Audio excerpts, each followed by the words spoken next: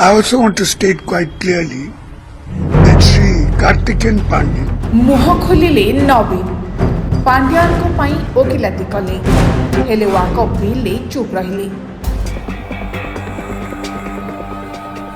वाकअप bill को नहीं BJD सृष्टि होइथिबा झड़ मध्यरी बुधवार बीजेडी सभापति नवीन पट्टनायक मुह खोलिछंती।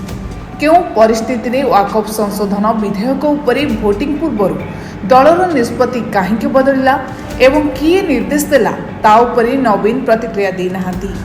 ओलटा पुणी थरी पांड्यान को समर्थन रे बाहरी छंती।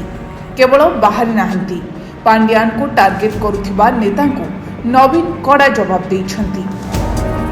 पांड्यान को सपक्ष रे मंतव्य दे नवीन कहिछंती 10 मास तळु पांड्यान दल छाड़ी सारिछंती, तेणु दलर कोनसी कार्यक्रम पई तांकू दायी करा जाय परिबो नाही। पांड्यान दल और राज्य पई अनेक काम करिछंती।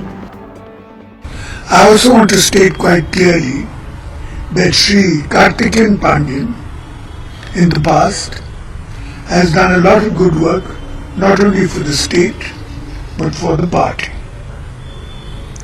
So he shouldn't be criticized or blamed for anything. And also, he left the party more than 10 months ago and is not involved in any of the party's work. किछि दिन हेब पांड्यान को नहीं राज्य राजनीति बेस सरगरम होइथिला और नवीन को मुह खोलिबा उपरे समस्त नजर थिला। हेले एबी पांड्यान को सपक्ष रे पुणी मुह खोली नवीन साब्यस्त करि दैछंती कि जेबे जेबे पांड्यान को ऊपर को आंगुली उठिबो ढाल होई छिड़ा हेबे नवीन।